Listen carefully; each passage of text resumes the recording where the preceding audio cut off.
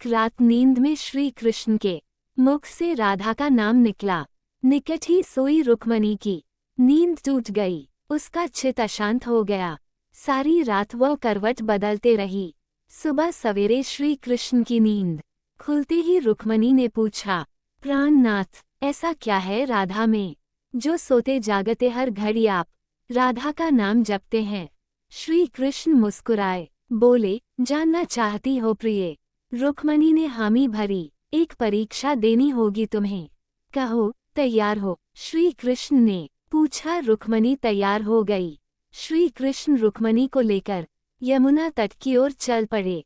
राधा को भी संदेश भिजवा दिया गया। जब तीनों यमुना तट पर पहुँचे, तब श्री कृष्ण ने अपना एक केश तोड़ा और उसके द्वारा यमुना के इस पार से लेकर उस पार तक एक महीन पुल बना दिया। उसके बाद श्री कृष्ण ने यमुना से 2 मटकी भरी, एक मटकी रुक्मणी को दी, एक राधा को, और बोले, मेरे प्रेम का स्मरण करते हुए ये मटकी पुल के पार पहुंचा दो।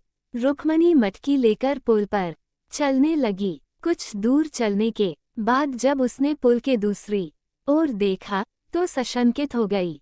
उसके कदम डगमगाने लगे। उसने स्वयं को तो संभाल लिया, किंतु मटकी संभाल न पाई। वो किसी तरह पुल तो पार कर गई, पर मटकी यमुना में गिर गई।